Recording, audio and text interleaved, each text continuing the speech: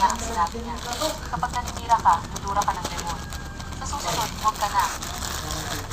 Noong una, hindi ito sineryoso ng patuloy. Pagkaalis ng dalaga, patuloy pa rin siyang nalay. Pero sa susunod na segundo, may naramdaman siyang gumagalaw sa lalagyan niya at bigla siyang nagsuka ng maraming lemon. Yun pala, may kakaibang kakayahan ang dalagang mula bata pa. Hindi na umapi sa kanya, may balik na parusa. Pagka-uwi niya sa bahay, mainit siyang sinalubong ng tunay niyang magulang. Pero hindi niya alam na pakitang tao lang ang lahat. Ang tunay na dahilan ng pagbabalik sa kanya ay para ipalit siya sa ampon at ipakasal sa anak ng bilyonaryo na kumatos. Kahit mahusay magtago ang mga magulang, ang kapatid niyang lalaki ay minamaliit siya mula pa lang sa umpisa. Iniisip na di siya karapat-dapat sa pamilya nito at sinigawan pa siya na bumalik kung saan siya galing. Noon nagsimulang magalit ang dalaga at sa oras na iyon, ang antigong florera sa sala biglang nahulog at nabasag mag-isa.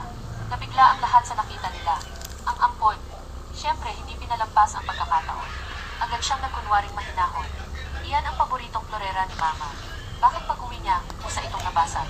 Ang mga salitang iyon ay nagdulot ng pagtutuna sa magulang at naging malamig ang tingin nila sa dalaga. Matapos marinig ang pagkinsala ng ampon, napakuyong ang kamao ng dalaga sa galit. Sa sandaling iyon, naalala ng katiwalang sumundo sa kanya. Ang sinabi niya sa sasakyan na sino mang magpagalit sa kanya ay may kapalit at biglang may malakas na hangin sa loob. Nanginginig ang mga gamit sa mesa. Nang makita niya, hindi naman ito pinansin ng mga magulang. Ayaw rin nilang malaman ang pinagdaanan niya sa probinsya. Basta't kapag ibinalik na siya, huwag lang mapansin ng bilyonaryo na may problema siya. Samantala, walang kaalam-alam ang dalaga.